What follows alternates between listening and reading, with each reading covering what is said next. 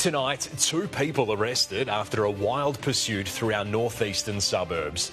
Exclusive, see the moment a disabled man is rescued, abandoned by his carer inside a locked car. Going green, the bold plan for a new fleet of ferries on the Swan River. An election warning for the Prime Minister. Labor swept from power in the Northern Territory. Plus, stuck in space. 2 astronauts told to stay put, trapped on the International Space Station until next year. And finals hopes kept alive for the Dockers as they fight for their place in the top 8. This is 9 News Perth with Michael Genovese.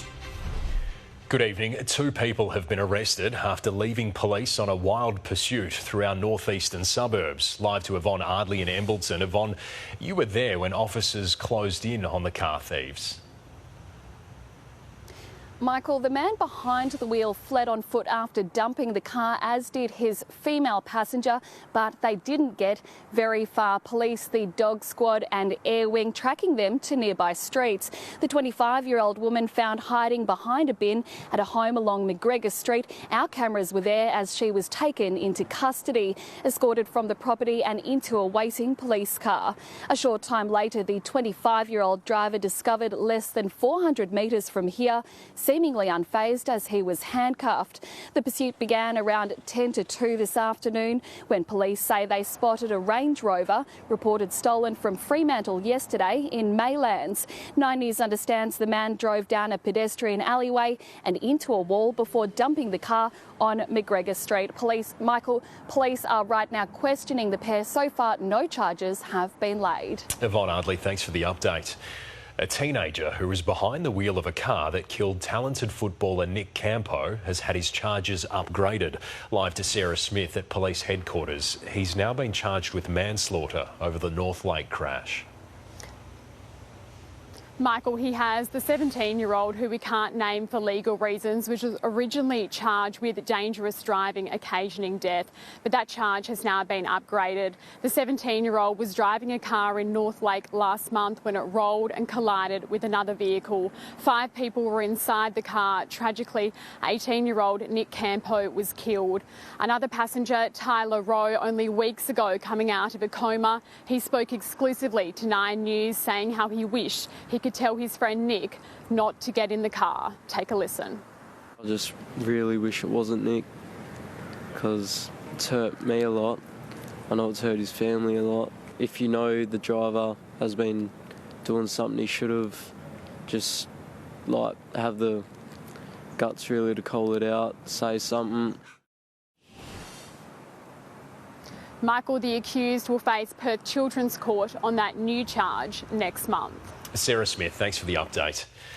You're about to see exclusive vision of the moment a disabled man is rescued from a hot car on a 40-degree day. Jefferson Doe's family tonight thanking WA police and paramedics for saving his life after his carer ditched him to go shopping.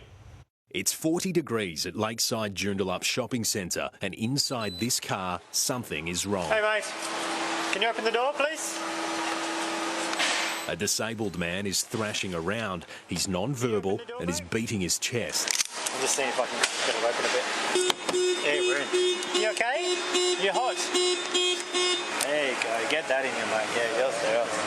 Yeah, stinking hot, aren't you, buddy? Jefferson Doe has severe autism. The 25-year-old was abandoned for 2.5 hours, strapped in on one of the hottest days in January, while his carer, Wing Tam, went shopping for discount beauty products for his wife, even stealing Jefferson's lunch money to buy himself an ice cream. Mr Tam, have you apologised to Jefferson and his family yet? Police have chosen to blur the distress on Jefferson's face. It was very confronting. They gave him medical attention straight away, that they escalated it to security, to police, and got him to the hospital. I think that pretty much saved his life. Just want to really thank the security guards, the police and the paramedics for all their efforts and being on duty that day to look out for my brother. 37-year-old Tam charged with endangering life, health or safety and stealing. Tram pleaded guilty and was given a 12-month suspended jail sentence and an 8-month community order. Barely a slap on the wrist, according to Jefferson's family. People that are probably offending at the moment not going to be scared because they're going to just get a slap on the wrist as well. Jefferson is still recovering, endangered by the person supposed to keep him safe. Michael Genovese, 9 News. A man is recovering in hospital after falling from a nightclub balcony. It's understood the man in his 20s fell 3 stories while inside Metro City in Northbridge at about 10:15 last night. He was rushed to Royal Perth with non-life-threatening injuries. Police say it was an accident.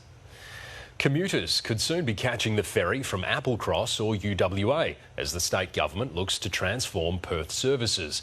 Industry now invited to put forward designs for a ferry fleet in a bid to make the most of the Swan River. The state government's all aboard a new plan to make the most of our Swan River. We've got a beautiful Swan River and we want to use it more and make it now more of a way to move from A to B. Currently, Perth's metropolitan passenger ferry service is made up of 3 Trans-Perth vessels that operate between Elizabeth Quay and Men's Street Jetty in South Perth. The state government is hoping to expand on that, calling on WA Industry to design a new fleet of modern ferries. We believe it will reduce congestion, but also it will improve connectivity. There are a number of specifications for the design, including a minimum of 130 seats and up to 50 external seats, as well as the capability for ferries to be electric. So we've got a strong history now. We're locally making our trains, we're locally making our electric buses, and we want to locally make the next generation of ferries. The exact locations for the new ferry stops is yet to be determined, but the government is looking into options at Applecross, the University of Western Australia, the Causeway Bridge Precinct, Burswood Park, Optus Stadium and Claysbrook Cove, while future expansions could include Belmont, Maylands and Rivervale. The ferry could be faster too, depending on your destination. For example, it's estimated Applecross to UWA could take just 10 minutes, beating current connections by buses, trains and car. Additional ferries are a nice to have, but where is the Cook Labor government's plan to address the housing crisis, the hospital crisis and violent crime, which is out of control? The new service is set to be operational by the end of next year. Emma Griffiths, 9 News. The ousting of the Northern Territory government has reverberated around the country as elections loom in Labor states, including WA and federally. The stunning result comes ahead of work and pay changes for thousands of Australians. Delight a decade in the making. 39-year-old Leah Finocchiaro on top in the top end after a thorough thumping of Labor. This result represents a turning point in the Territory's future. And potentially the country and Prime Minister. I've got enough left over to come after him in the next federal election. In the Territory, they have big tides, big tidal movements. The tide goes out big, tide comes in big, and I'd say we saw a Territory political tide. That tide putting the Country Liberal Party in power, the first coalition win from opposition anywhere in Australia since 2018, breaking up the Labor red wall that had stretched across mainland Australia. This was not just an indictment on Eva Lawler, but also on Prime Minister Anthony Albanese. An election fought particularly on crime, providing a blueprint for possible blue waves to come. Queensland votes in October, WA in March, with the federal election looming next year. You're a mug if you say there's never any federal implication. Some lessons for the Prime Minister.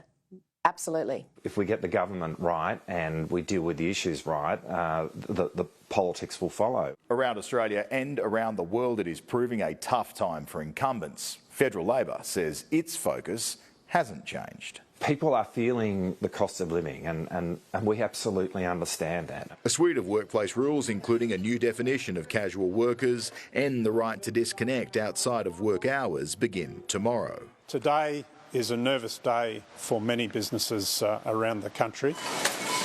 Ahead of a nervous week, new inflation data on Wednesday, a month out from the next meeting of the Reserve Bank. Charles Croucher, 9 News. Meanwhile, WA's Liberal leader Libby Mettam says she's not worried about the Nationals choosing to run a candidate against her in the seat of Vass for next year's state election. We deserve to give voters the opportunity to vote for the Liberal Party. We respect the National Party's right to be able to do that, as they have in every election. The Nationals also targeting seats like Bateman, Darling Range and Kalamunda, which the Liberal Party is desperate to win. A man has gone on a stabbing rampage in Sydney South after a highway car crash. The 58-year-old allegedly slashing his partner and injuring 4 others, including a police officer. Bystanders risking their lives to protect the woman, with the attack playing out in front of families. In the white T-shirt, a 58-year-old man on the Princes Highway in Engadine, ranting after stabbing his female passenger and himself. The woman is still inside the car. Blow into the camera for all you bastards! I heard the guy screaming in the drivers, but then I heard his wife or partner screaming even louder. So I ran round to the passenger, I tried to open the door, and finally jammed it open, and all of a sudden I seen him just slashing it. The man was armed with a box cutter. He was like swiping at us. There was another gentleman that came to help. That poor gentleman tried to grab her legs and didn't realise he had the knife. He copped a gash from sort of up here down to his belly button, poor fella. In a car directly behind, a family watch as Steve Mace and several others try to subdue the man before police arrive. A police officer arrives and chases the man. The officer caught him and fired his taser, but during the arrest, the officer was stabbed in the wrist. Looks like his hand was quite badly cut. Earlier, CCTV caught the man in the white T-shirt driving his car on the wrong side of Old Bush Road. Then, onto the Princes Highway, he crashes into this blue sedan. The man and woman were in a domestic relationship. Police believe she was stabbed in the lead up to the crash, which is why he was driving so erratically. In all, 6 people injured, 4 stabbed, multiple ambulances up and down the highway, a rampage that started when the man's partner reached for the dashboard. At Engadine, Erin Ramsey, 9 News. And if you or anyone you know is a victim of domestic violence, there is help out there. Call 1-800-RESPECT. That's 1-800-737-732. In the last few hours, Israel and Hezbollah have exchanged fire with fears growing of an all-out war in the Middle East. Hezbollah says its strikes are in retaliation for the killing of a top military commander last month. Airstrikes hit southern Lebanon in what Israel is calling a preemptive move. The IDF claiming Hezbollah was preparing a large-scale attack. In a self-defense act to remove these threats, the IDF is striking terror targets in Lebanon. Sirens sounding in northern Israel soon after. Hezbollah says it fired more than 320 rockets and drones, targeting 11 Israeli military sites. This drone crashing near the Golan Heights. Hezbollah confirmed its phase 1 of a response to the killing of its top commander in Beirut last month. Flights to and from Tel Aviv's Ben Gurion airport temporarily suspended during the barrage. Israel's security cabinet meeting declaring a state of emergency for the next 48 hours. Israel will not tolerate Hezbollah's attacks on our civilians. The Israeli military and Hezbollah have been exchanging fire since the Israel-Hamas war began. But this is a significant escalation. US President Joe Biden briefed on the events as fears mount further fighting could tip the region into a wider conflict. Mark Burrows, 9 News. After months of being stuck in space, NASA has made the call to leave 2 stranded astronauts at the International Space Station until February next year. Their Boeing Starliner spacecraft, too dangerous to make the journey home, with no guarantee it'd get them back to Earth alive. And liftoff of Starliner and Atlas V. It was meant to be an 8-day mission. Now it'll become an 8-month space ordeal. Butch and Sonny will return with Crew 9 next February. NASA ruling the troubled Boeing Starliner will return to Earth unmanned because the vessel simply isn't safe enough for the 2 American astronauts to make the journey back home. It was just too much risk with the crew, and so we decided to pursue the uncrewed test flight. And this is a test flight. We were expecting to find some things, and so we are finding stuff, and we're correcting it and making changes, making updates with our control team. Butch and Sonny waiting until February when they can hitch a ride with Boeing's biggest competitor, Elon Musk's SpaceX, who will bring the pair home on the Crew 9 Dragon. Starliner suffered setbacks before it had even blasted off. On the launch pad in June, there were helium leaks. Then, in space, the craft's thruster stopped working. Engineers tried and failed to fix the issue. There was just too much uncertainty in the prediction of the thrusters. NASA pointing to past deadly mistakes. The 1986 Challenger and 2003 Columbia Space Shuttle disasters. We lost 2 space shuttles as a result of there not being a culture in which information could come forward. While NASA voted unanimously to bring Starliner back unmanned, Boeing wanted to proceed with the astronauts on board for the return, a risk the space agency deemed unacceptable. Starliner will undock from the International Space Station next month. In the United States, Lauren Tomasi, 9 News. And the Dockers are fighting to clinch the last spot in the finals footy, locked in a tense battle right now against a red-hot Port Adelaide. Bonnie Raynor, this is going to end a dramatic day of footy. It certainly will do, Jenna. The last spot in finals coming down to the very last match of the home and away season. Now, this is the reaction of Fremantle fans after the Saints beat the Blues by 2 points, which meant Freo remained in contention before their Port clash started. The home side trailing by 1 point at half-time, which soon turned to 14 points, but the Dockers fighting hard to feature in September. Loose ball, Sikowski already thinking what he's going to do next. Steady, strong! If they are successful tonight, the Dockers will face the Lions in the opening week of finals. A big final turn ahead. Jenna, full match report coming up shortly in sport. Looking forward to it. Bonnie, thank you. Well, last night we brought you the story of 2 widows who've been told they can't be buried in a pre-purchase plot in our southern suburbs because of a policy change. Now the opposition's calling on the state government to show some compassion, saying exemptions have been granted in the past. Beside her husband Fred, a final resting place Sheila Goebel paid for herself more than 2 decades ago. He thinks we're going to be buried together there.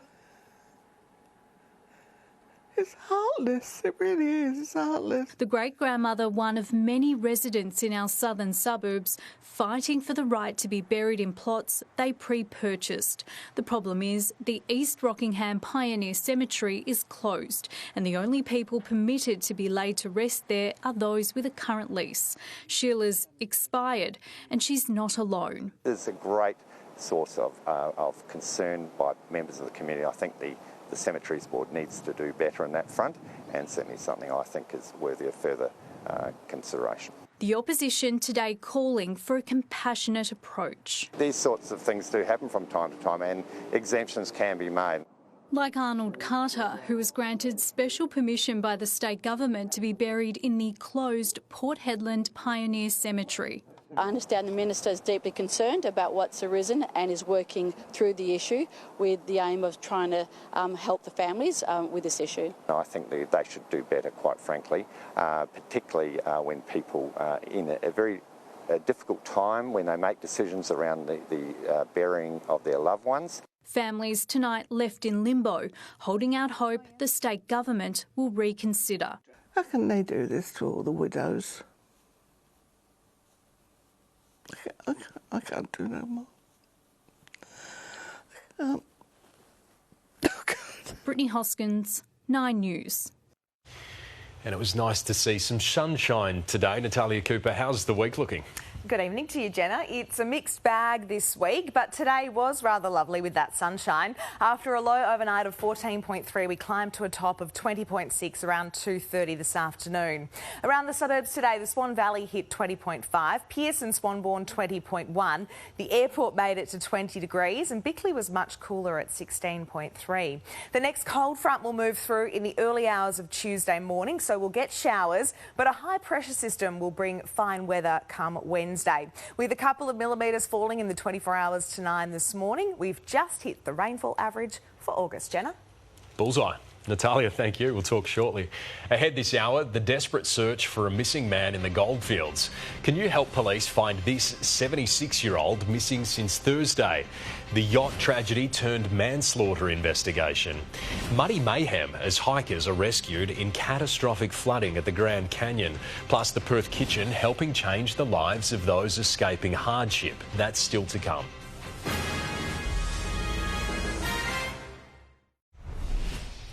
Welcome back. An urgent search is right now underway for a 76-year-old man who has gone missing from a caravan park in the Goldfields. William Waldsworth was last seen in Norseman on Thursday. He's believed to be travelling in this blue Isuzu utility with WA registration 1HMJ535. Anyone who sees him should contact police. German police have arrested 2 people, including a 15-year-old boy, over a deadly stabbing rampage at an arts festival. Islamic State claiming responsibility for the attack, which claimed 3 lives and left at least 4 others injured. The morning after the horror of the night before, the mayor of the city of Solingen saying, "Last night our hearts were torn apart." A massive police operation was launched after a man and woman in their 50s and a man in his 60s were killed and 8 people injured, 4 seriously, at a festival to mark the city's 650th anniversary. Police raiding a hostel for asylum seekers in the town before announcing they'd made arrests. One was a 26-year-old suspected of carrying out the stabbing attack. Local media saying his clothes were covered in blood. As well, a 15-year-old was detained after 2 women overheard him indicating he knew about the rampage before it happened. As to a motive, police say they were investigating terrorism, citing the fact the attacker was slashing his victims' throats with a knife. ISIS claimed the perpetrator was a soldier of the Islamic State who carried it out in revenge for Muslims in Palestine and everywhere. A performer at the festival, DJ Topic, said on Instagram, even in the aftermath of the rampage, police asked him to keep playing to avoid mass panic. Really close friends of mine were there with their small kids. What's happening to this world? Festivals in neighbouring towns have been cancelled this weekend. In London, Brett McLeod, 9 News.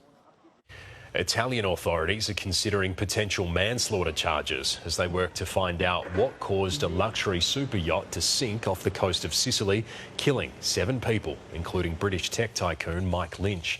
Speaking for the first time, investigators say they'll focus on the extent people were warned about safety procedures. More than 100 people have been rescued as heavy rain swept through the Grand Canyon National Park in Arizona. Waterfalls were turned into muddy torrents by the flash flooding. One hiker is still missing after being swept into a creek during the downpour. Now to our special series, Best of the West, and our latest winner is a social enterprise employing marginalised communities. Chris's Kitchen not only bakes delicious goods, but is helping to change the lives of those escaping hardship. This O'Connor kitchen creates so much more than just tasty treats. Founder Chris Anker employs people in at-risk disadvantaged groups, providing them a safe and inclusive workplace. Survivors of domestic violence, people living with disability, physical or otherwise, and people either living or at risk of homelessness. The social enterprise makes premium and gourmet desserts and cakes and even offers catering and cooking classes. The delicious goods sold across Perth.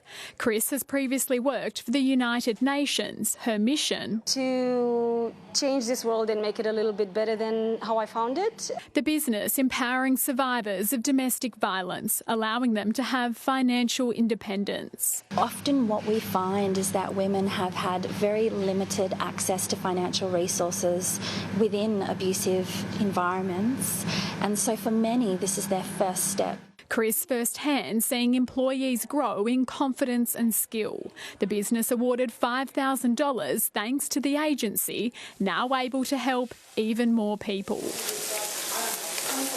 To witness their journeys, to witness how much they grow over time from having no confidence or feeling of self-worth. The environment is very friendly, which I like. Now I can do my cooking classes, I can teach, and because it needs a confidence and I got a confidence in this job. Chris's Kitchen not only offers an inclusive work environment, but they also cater for different dietary and cultural requirements. The products that we make, anyone can enjoy them, so nobody's missing out. Sarah Smith, 9 News. Still to come this Sunday, WA's biggest Auskick carnival roars to life. After the break, the next generation of footy stars putting on a show. Cars ditched for carriages as a tiny Aussie town steps back in time. Excitement builds as the Paralympic torch begins its journey to the Games. And later, don't be a victim. The 3 main scams Aussies are still falling for. How you can stay safe.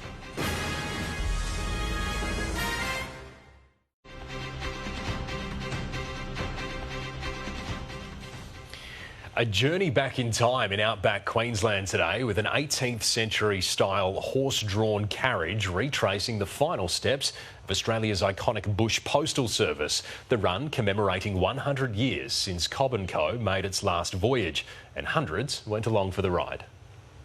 500 kilometres west of Brisbane, a journey back through time. A horse-drawn carriage ride to the 18th century when this was the only form of transport.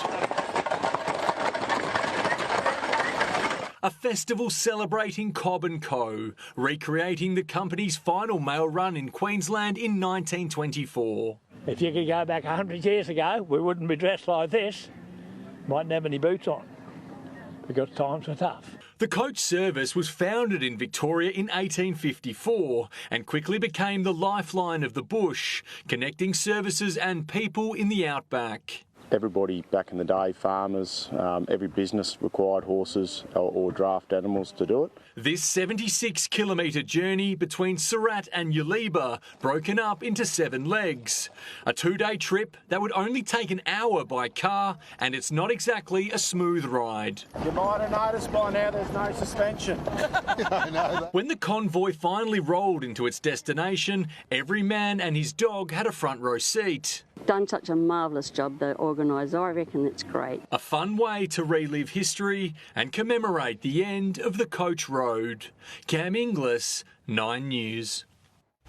Ukraine has marked its 33rd Independence Day as its war against Russia's invasion continues.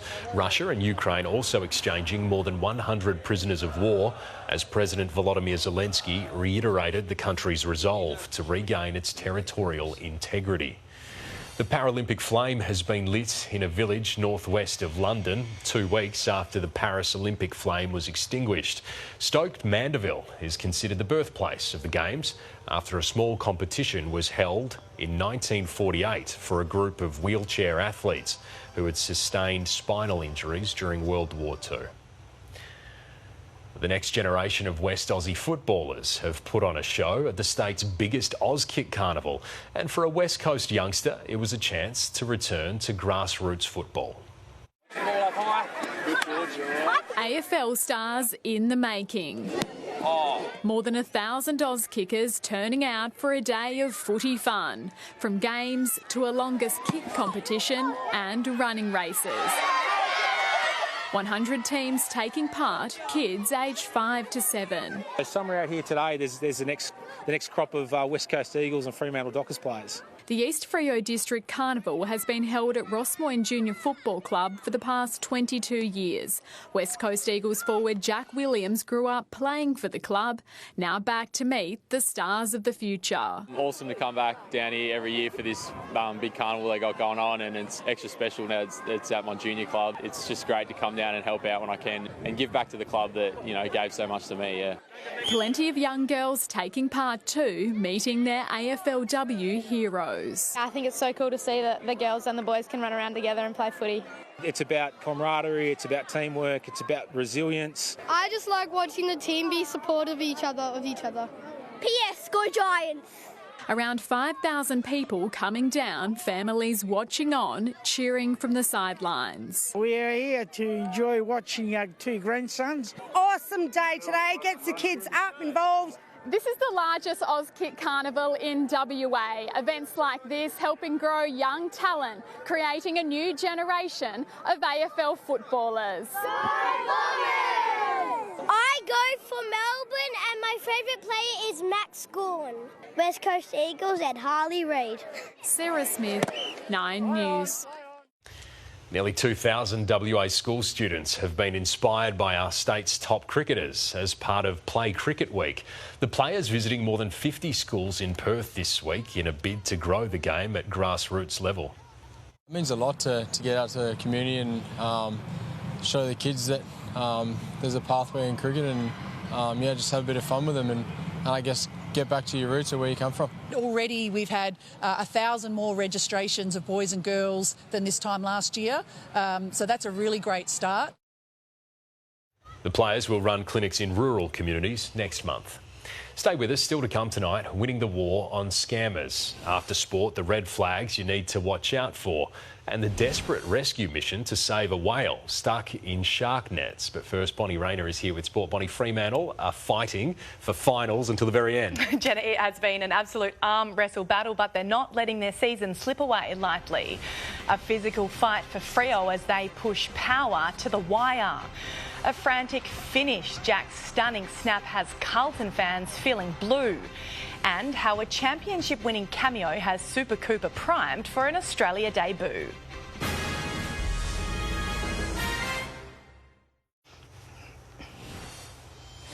Fremantle's fight to keep their September dream alive is almost over. The Dockers currently trailing Port Adelaide by 14 points in the dying stages of their must-win home and away finale. Andy Brayshaw prolific in the midfield once again. Fremantle managing to match Port's elite pressure for 3 quarters, but the home side running out of steam in the final term. Huge Docker celebrations before the ball had even been bounced. The Saints defeated Carlton to keep Fremantle's season alive. The vigorous fight and effort on show with an entire season coming down to the last game.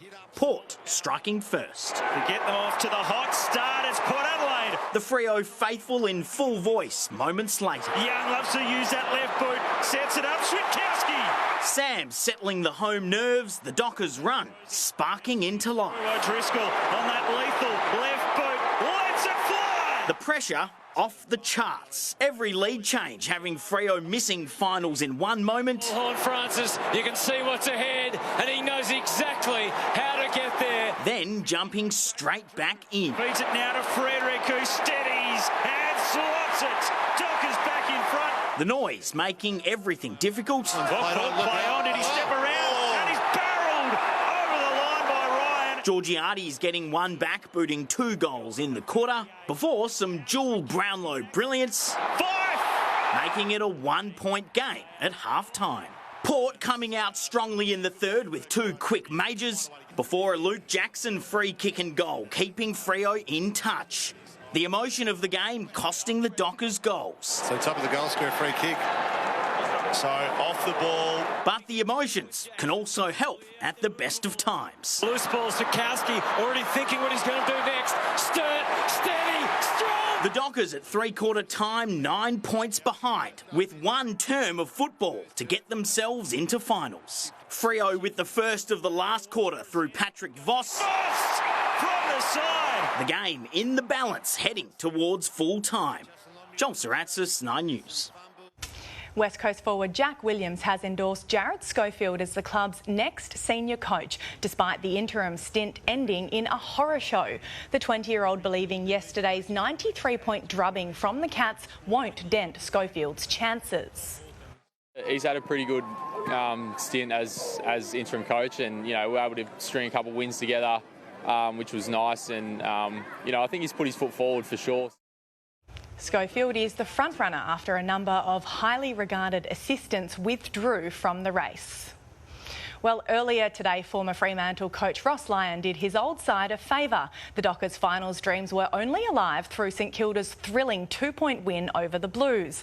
Jack Higgins snapping the match winner in the dying moments to leave Carlton's finals fates riding on the result of the last home and away fixture. Finals footy on the line until the very end. Higgins step, bending back, it's a goal. Higgins has kicked the goal. He's got the goal. Carlton around the finals at the moment. Fremantle fans around the country are rejoicing. They are alive. Blues Blues' hearts broken by a special Jack Higgins snap and a clutch Zach Jones 1%er. They need a kick and they need a mark. Holland's kick smothered by Jones. In it goes. Siren! Patrick Cripps once again putting his side on his back. A prolific third term helping Carlton claw back the lead. What a monstrous quarter the captain is having for Carlton. But against the grain, Ross Lyon's men producing a miracle for his former side. The Blues turning into Freo fans with that result to decide their finals fate. The Bulldogs upsetting the Giants to secure their September ticket, running away by 37 points but not before a late surge. Toby Green shrugging off Ballarat's wild weather to boot one from outside 50, reducing the margin to just 11 points in the final term. Heads Goldwood. He needs to have a moment or two, and he has one here. But the Dogs able to respond. Norton in a good spot. Plays on goals. And keep their season alive. To Caleb Daniel. He rolls it. Can you book your tickets? You nearly can now. Siren sounds. Book your tickets, Dogs fans. Bring on September. Last night, Sydney securing the minor premiership with a 31-point win over the Crows. You've just been watching the best team in the comp. The Swans untroubled, now entering finals of 3 consecutive wins. The Lions locking up 5th spot, surviving a scare from the Bombers in a former captain's final game. Congratulations to Dyson Hempel. Escaping with a 20-point win after kicking just 11 goals from 32 scoring shots. Claremont have jumped into the Waffle finals with a 49-point win over Subiaco in the last game of the home and away season. The Tigers pulling away after quarter time with 10 goals to 5 before running out the game strongly. Here's DeLacy, kept his feet magnificently into the open goal, and I think he's got it. Goal! The win pushing South Fremantle out of the finals, with East Fremantle now awaiting Claremont in an elimination final. Perth Scorchers all-rounder Cooper Connelly admits he'll lean on his experience of the stunning BBL final win as he jets off on his maiden Australia tour next week. The 21-year-old taking plenty of belief from his match-winning cameo as he prepares for an international debut. Cooper Connelly knows how to handle the hot seat. Pops it straight down the ground. That's what Cooper can do. What an entrance by the young man on the biggest of stages. It's a moment that lives rent-free in my head. Announcing himself in last February's BBL final as a 19-year-old, now taking his talent to the green and gold after a call from national selectors. Yeah, I was shaking for the next half an hour to an hour. It was a dream come true. When you're young, you dream of this moment, like you want to play for Australia, and like it gets a bit surreal. You start thinking like, is this actually happening? His calm yet explosive 25 runs from 11 balls in the decider, something he hopes to draw upon against Scotland and England next month. A cameo his captain Ashton Turner knew he was capable of. AT came up to me and said just one line. He said, "You're ready for this," and then walked away, and like that is something that just like went bang. The moment that we won, it was like sort of some, I guess, clarity that potentially I can do this at this level, and I am capable of some things that I didn't think I was.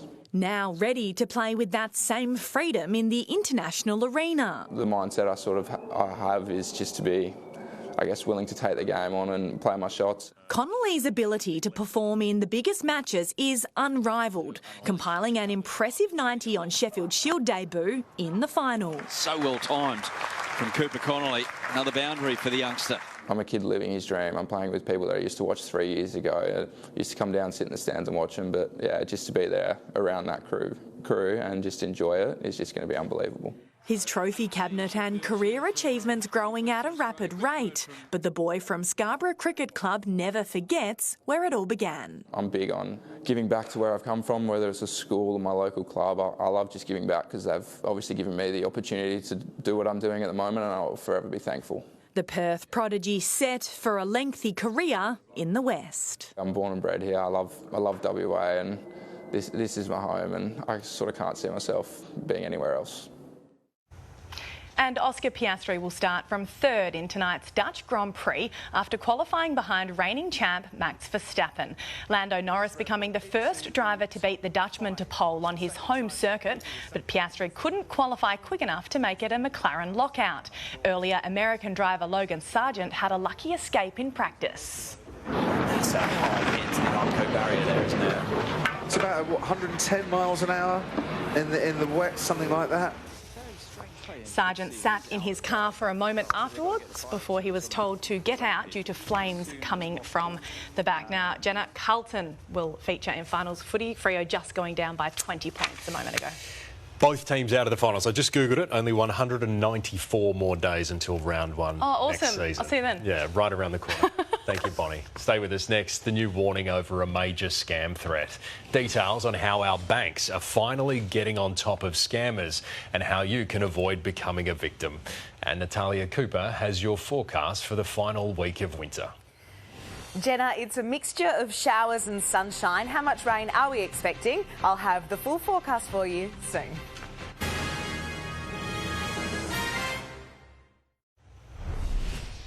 Welcome back. Australia's banks are finally getting on top of scammers, with customer losses dropping significantly this year.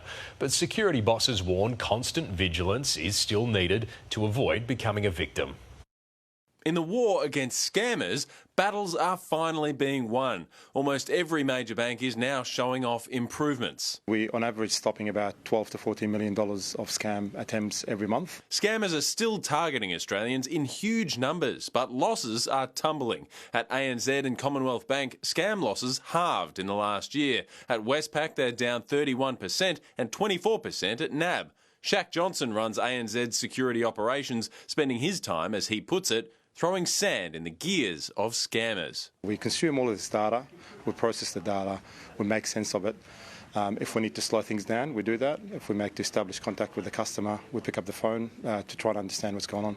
All of the banks say they've spent hundreds of millions fighting scammers, much of it working to slow down payments and stop repeat losses. Customers sometimes will fall victim to a scam once, but they also then fall victim to a scam a second time. We do see that quite often. Shantara Lowe is on the front line. Just this week, she stopped a payment going to a scammer, even though the customer was convinced it was for a great investment. We actually cancelled the payment and prevented him from losing about $50,000. 3 types of scams remain the big threat for Australians. First, impersonation scams, where someone pretends they're from the bank, your telco or the tax office. They often say they're chasing a bill.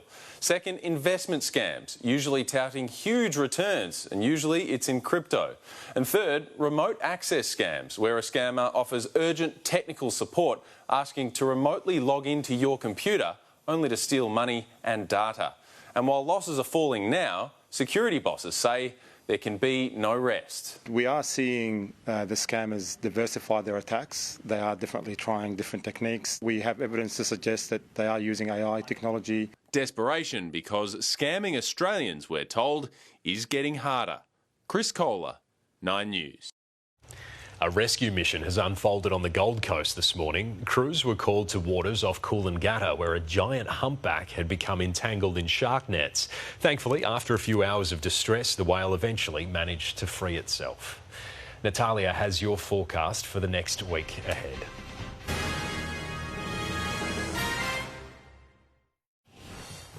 Welcome back. After yesterday's wild winter weather, it was nice to see the sunshine in amongst those clouds today. After a low overnight of 14, we climbed to a beautiful top of 21 degrees, and right now it's sitting on 17.4 in the city.